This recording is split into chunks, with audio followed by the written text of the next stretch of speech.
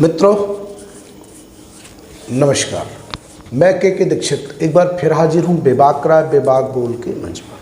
मित्रों, सबसे पहले तो मैं आपसे निवेदन करूँगा कि अगर आप लोगों ने मेरे चैनल को सब्सक्राइब नहीं किया हो तो सब्सक्राइब कर लें, बेल बटन दबाएं और लाइक करें और कमेंट करें और मेरा हौसला बढ़ाएं। शुरू करते हैं। अब महाराष्ट्र की सत्ता पर कैसे घमासान मचा हुआ है। आज लोकतंत्र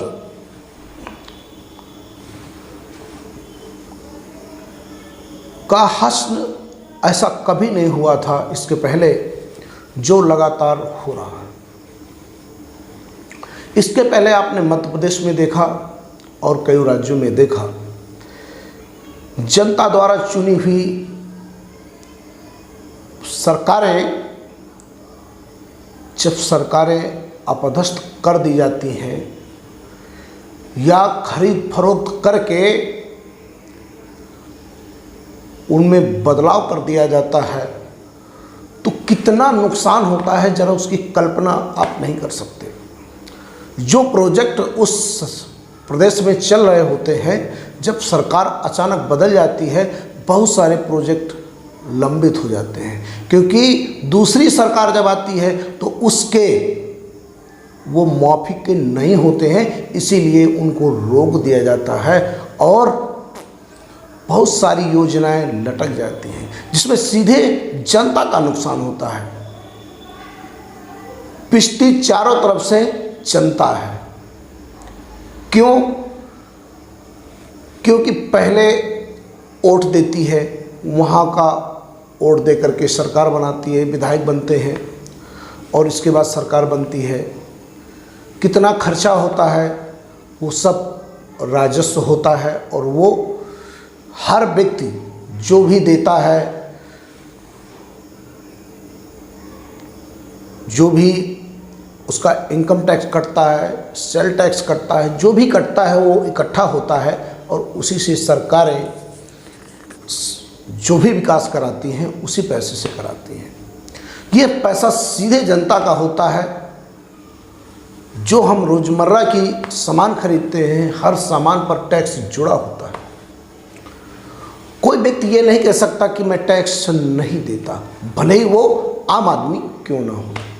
तो हमारे एक एक पैसे की गाढ़ी कमाई से सरकारें खरीदी जा रही हैं, बनाई जा रही हैं, बिगाड़ी जा रही हैं। आने वाले समय में लोकतंत्र के लिए यह खतरा भी है और खतरा छोटा मोटा नहीं है।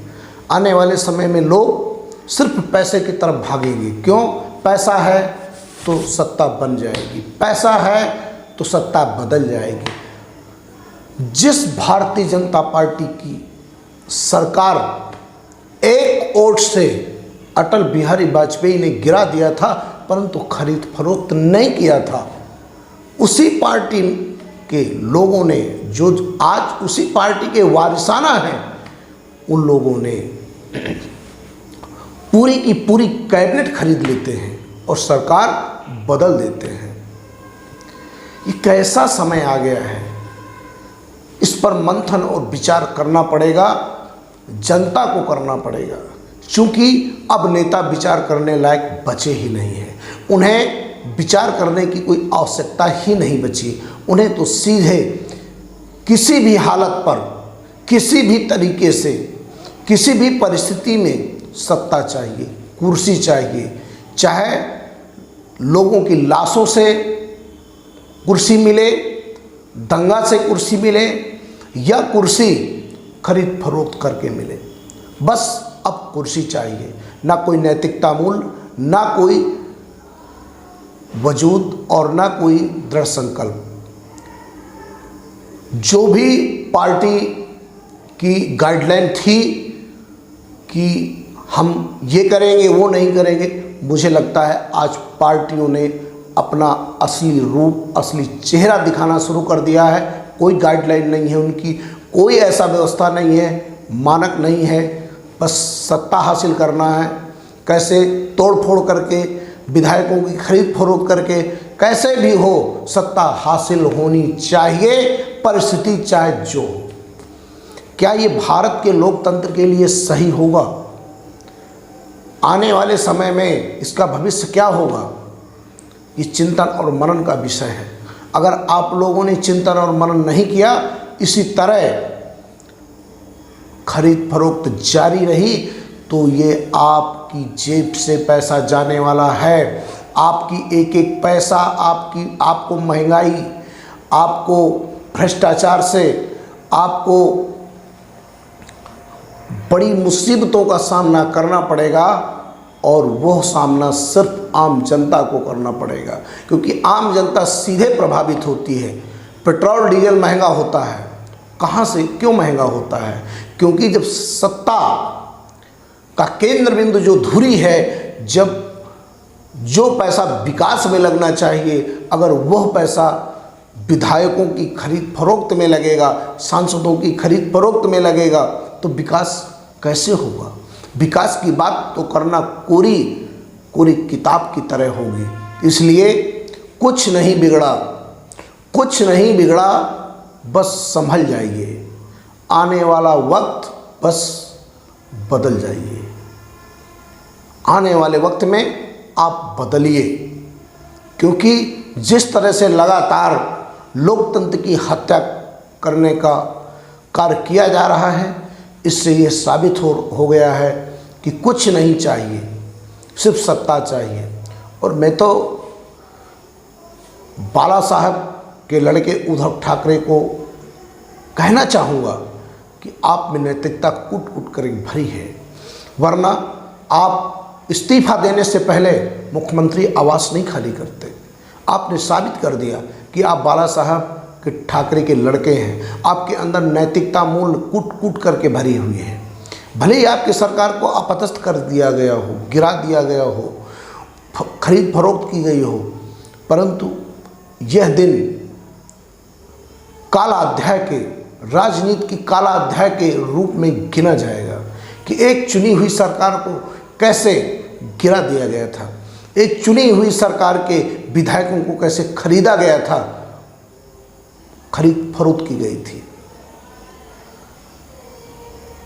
यह आने वाले समय का आगाज है कि आप जैसा आज करेंगे, क्योंकि सत्ता कभी किसी की नहीं रही। बदलाव प्रकृति का नियम है, और जब भी बदलाव आएगा, आपको जो चीज़ें आप कर रहे हैं उन चीज़ों के लिए आपको तैयार रहना पड़ेगा। अगर आप उस समय फिर कथकली डांस किया या नाच गाना शुरू किया, तो फिर यह आपके लिए भी घातक होगा और आने वाले समय के लिए घातक होगा। क्योंकि जैसा बर्ताव आप करें, उस बर्ताव के लिए आपको तैयार रहने की ज़रूरत होती है, और ज़रूरत तैयार रहना भी चाहिए। क्योंकि इसके पहले ऐसा कभी नहीं हुआ कि इस तरह चुनी हुई सरकारों को अपदस्थ कर देना, खरीद फरोख्त कर देना। लगातार इसके पहले मध्य प्रदेश में देखा गया था, इसके बाद एक आध छोटे छोटे प्रदेशों में और देखा गया था, और आज फिर महाराष्ट्र में ये देखने को मिला है कि सत्ता सबसे बड़ी चीज़ है। उसके लिए क्या करना पड़ेगा कोई मायने नहीं रखता। नैतिकता की बात करना सिर्फ बेईमानी रह गई है, नैतिकता बची नहीं है। जनता देख रही है, और जनता एक एक बात को समझ भी रही है, कौन सही है कौन गलत है, इस पर विचार भी कर रही है। बदलाव होगा, समय लगता है। कांग्रेस को बदलने में भी 60 साल लगे थे, तब सत्ता परिवर्तित पूर्ण रूप से हुई थी। पुनः बदलाव चालू हो चुका है, और बदलाव आएगा, क्योंकि जब सत्ता निरंकुश होने लगे, तो आप ये समझ लीजिए कि जनता को खड़ा होना पड़ता है, बदलाव करना पड़ता है। ये राजतंत्र नहीं है कि जब चाहा आपने जहाँ चाहा जिसे चाहा खरीद लिया, फरोख्त कर लिया और अपने मन मौफिक ढंग से बिठा दिया। बदलाव प्रकृति का नियम है। आप भी बदलने के लिए तैयार रहिए, क्योंकि जो कभी देखा नहीं गया था वो आज देखने को मिल रहा है। नीलाम होती सत्ता,